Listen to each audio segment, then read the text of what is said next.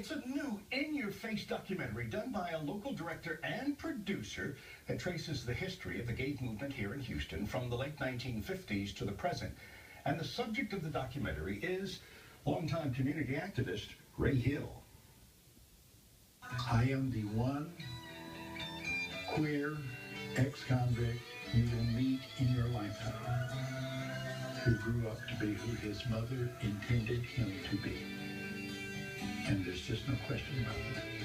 Now, the documentary is titled The Trouble with Ray, and this morning, the director Travis Johns and lead producer Jarrod join us with Ray Hill, who tells the story himself. Good morning. Thank you so very much for being here. Thank you. It's good to be back. Okay, I'm not going to ask you anything because I know you can talk a lot, but let me talk to these gentlemen here. Great.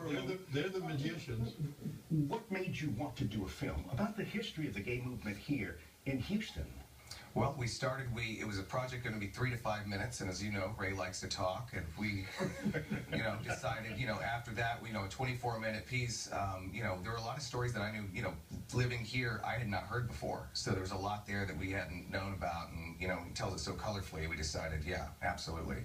Well, he's known in the gay community. Producing this, how difficult was it here in this community to do that? It's really actually very easy in Houston, and the part of the story that I find particularly fascinating, and I think most people don't understand how much Texans contributed to the national gay movement, and Ray is certainly an enormous part of that, and we're thrilled to begin to get that message out a little bit. Now, Ray, you've been known as the citizen provocateur. Supreme Court gave me that time. Is that right? Mm-hmm.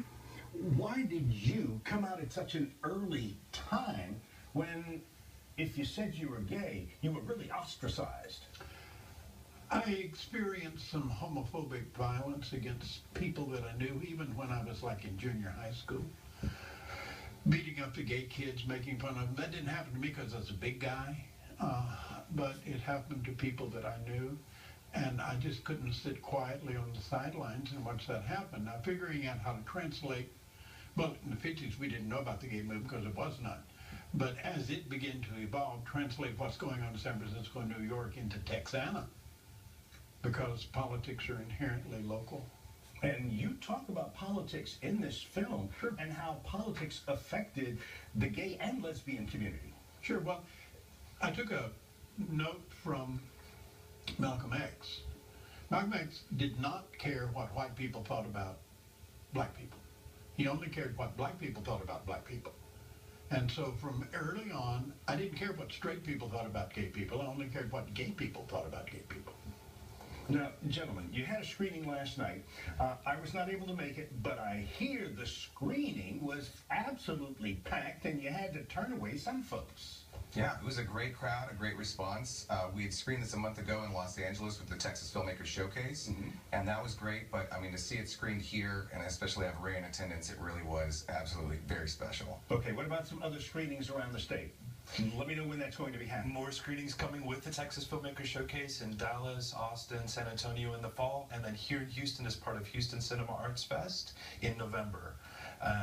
But we may be adding more, so if people want to look for us, look for Proud Pony International online. That's the hoof with the pink.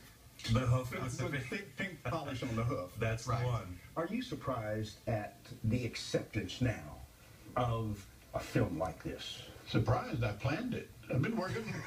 They've been working on this 2 or 3 years. I've been working on it 40. No, these guys are genius. That they can do this so well. They even make me look pretty good. As a matter of fact, you got me looking pretty good this morning. Good lights. Thank you, Grignard. I appreciate that. Well, we appreciate you coming in. The best of luck to the film. And Ray, even though you may not like the title, you are an icon in this particular community. I've been here for 20 years, and I've heard your name, and I guess within the past few years, I've had the honor of making your acquaintance. You've been nice. I'll tell you why if you've treated me right. Okay, thank you so very much. Gentlemen, the best of luck. Thank you very much. Who knows, you may get that Oscar. Fingers crossed.